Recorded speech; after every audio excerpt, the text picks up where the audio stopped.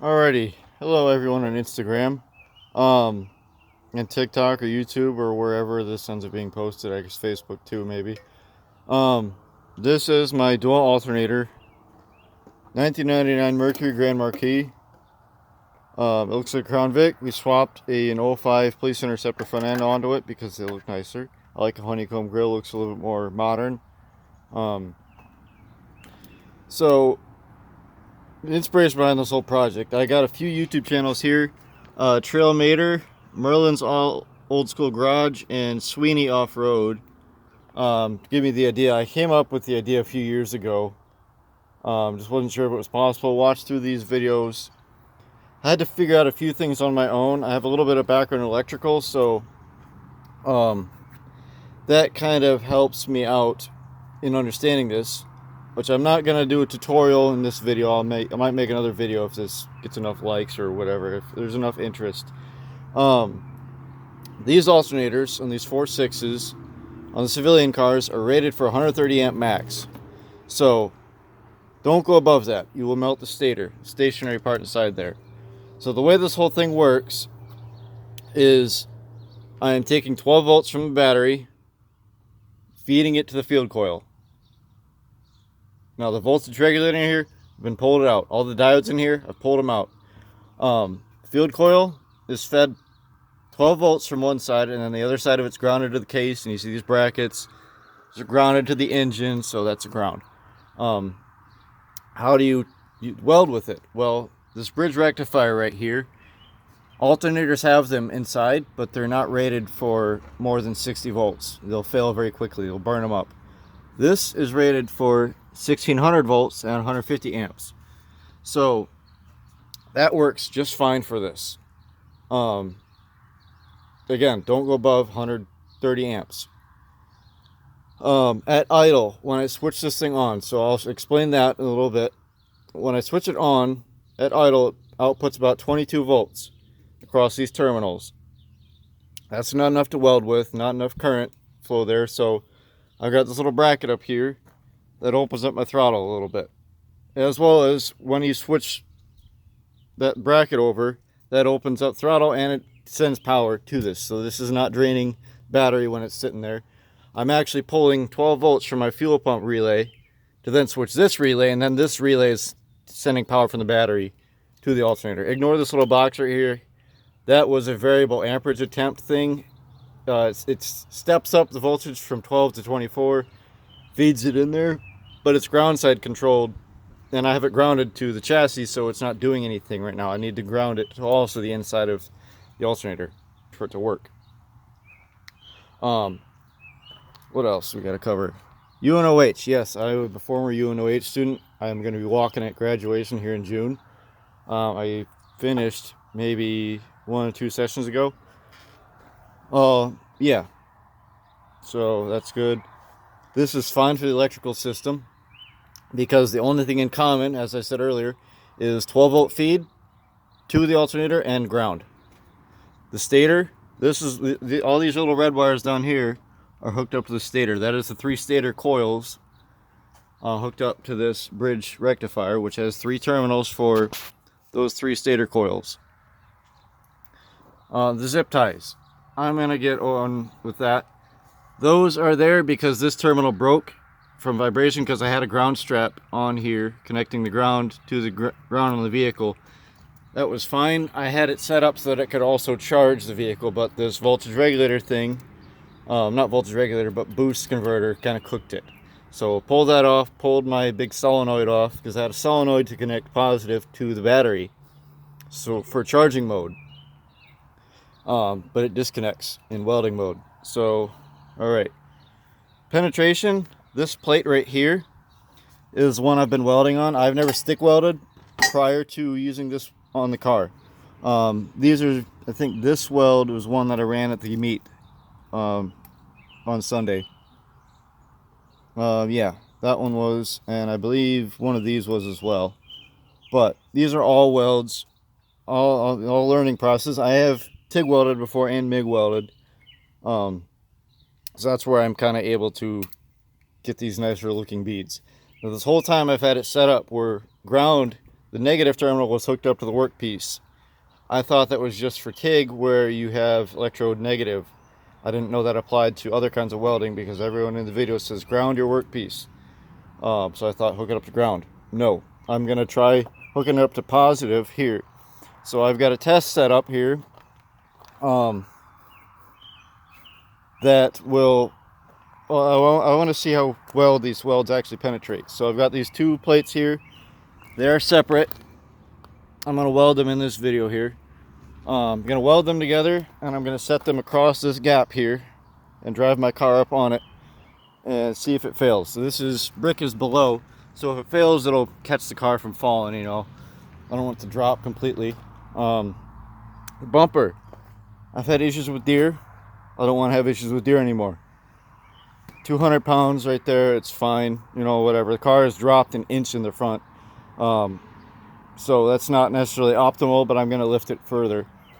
I'm going to add another pipe that goes from here, kind of a little 1-inch kind of thing, comes up and connects right to here, and maybe add 2 little support beams in the middle, because it's not high enough. Right now it'll probably break the deer's legs and then flop over and then ruin my hood ornament, which you might like, you know, Rafiki and Simba.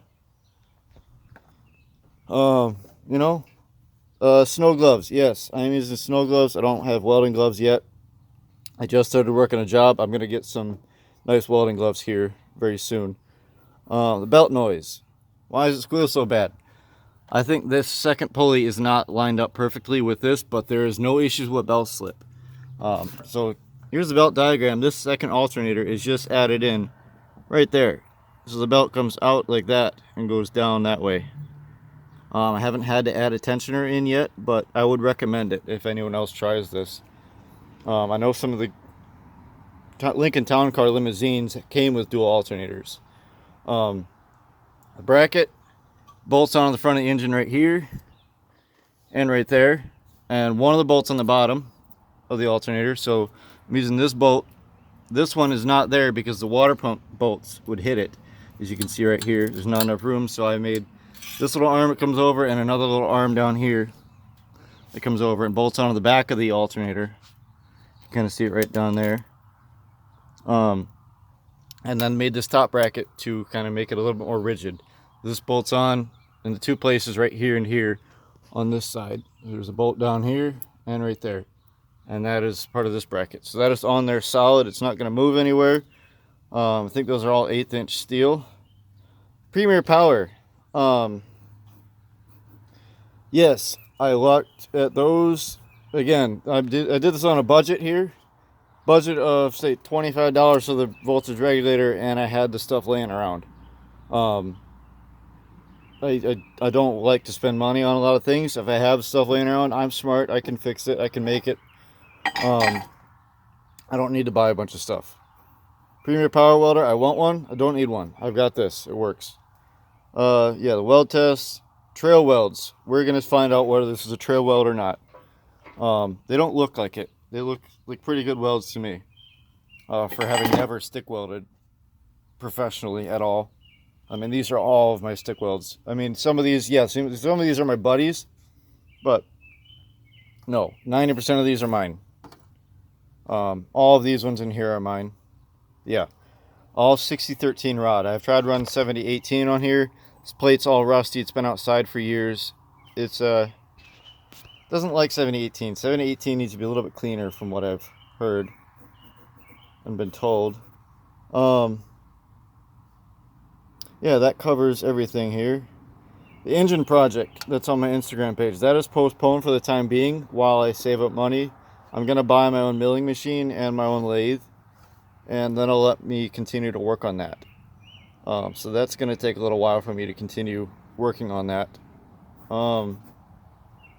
Yeah, I guess we'll get to the welding process now. I'll get my phone down here. This fancy little Lego phone holder that I made a while back. It'll give you a perfect view.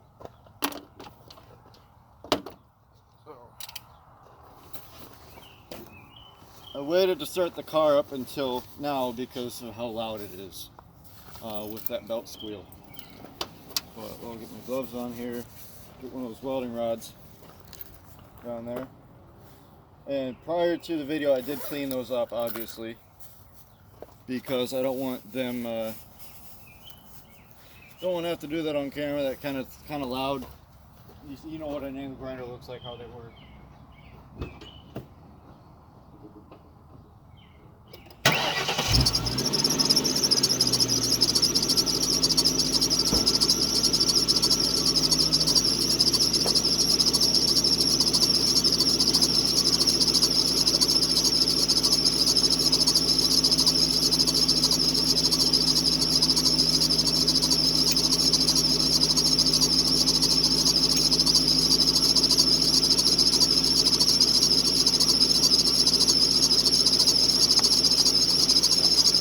We're ready.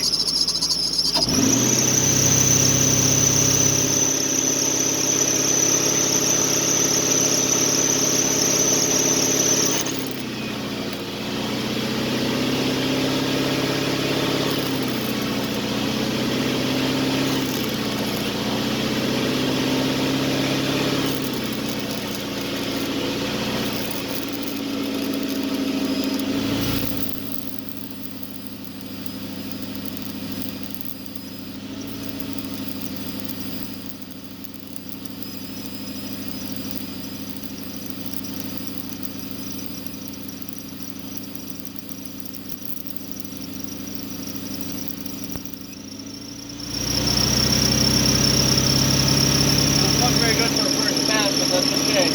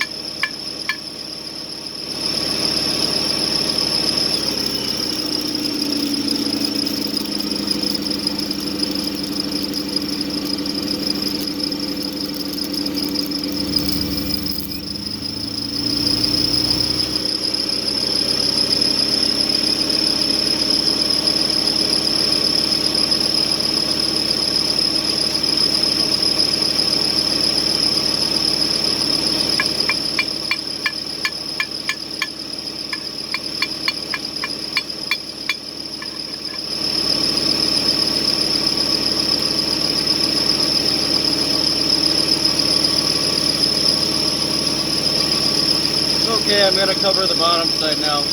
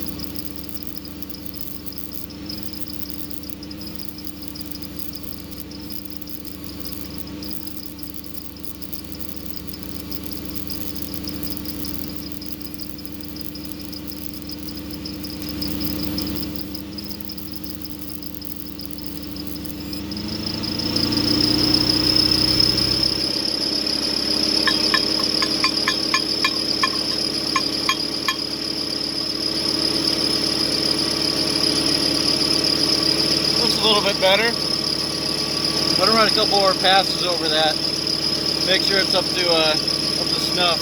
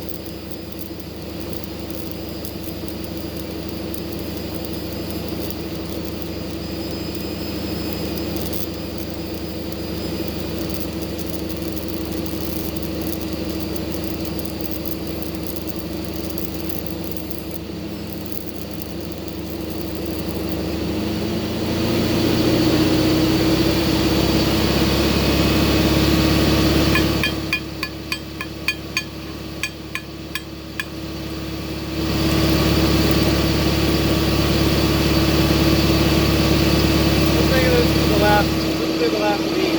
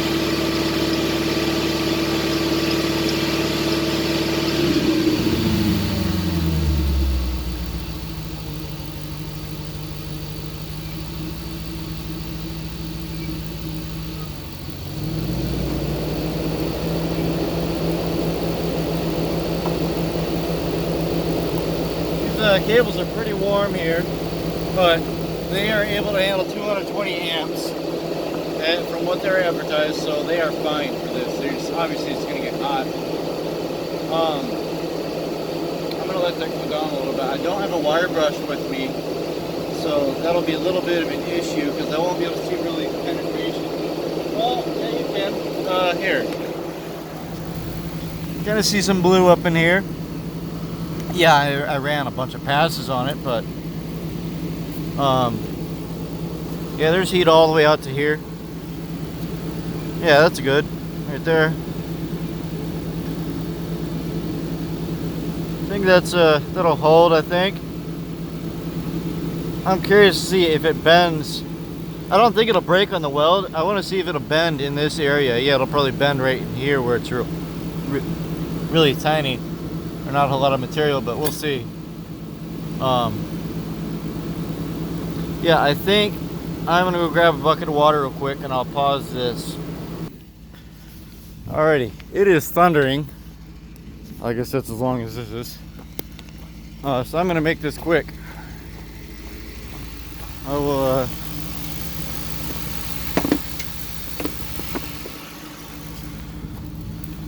get all that disconnected.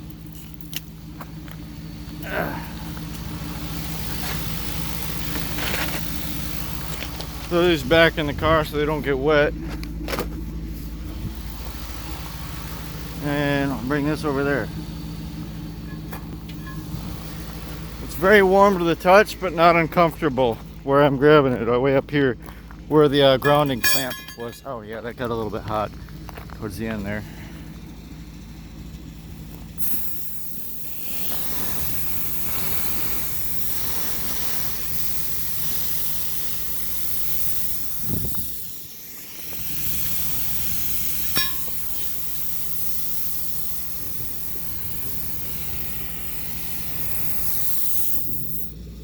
How ironic, using a hose when it's about to rain, right? Alright, that's cool enough. It won't hurt my tire.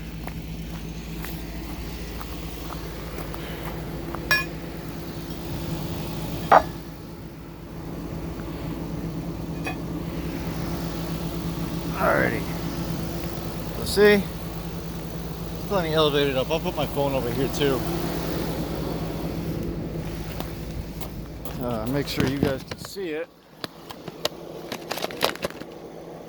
Yeah, that'll work.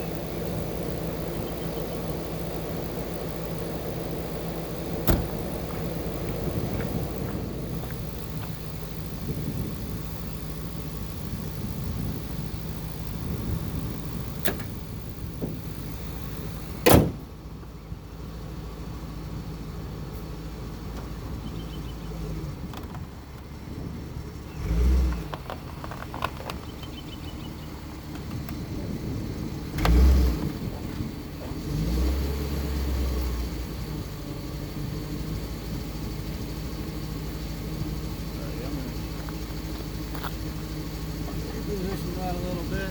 I guess there's not much I can do now.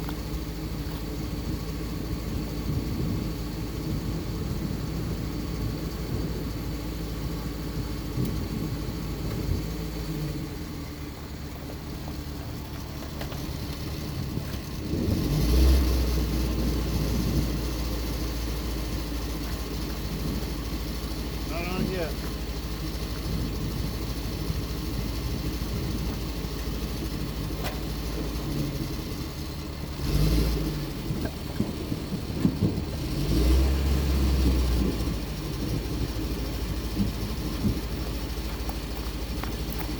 Oh, it bent a little bit. Let me go further.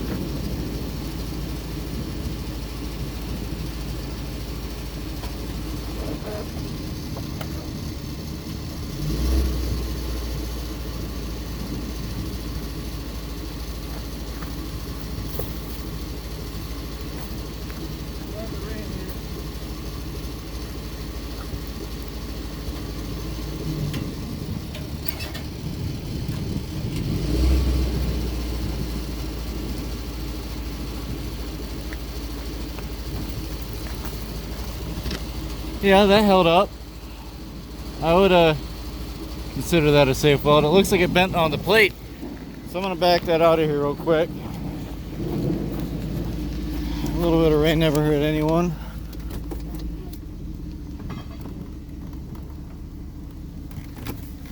All right, let's take a look.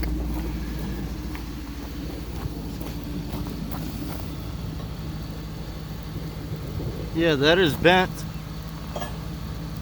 through the weld, but mainly on the plate, it looks like, right there.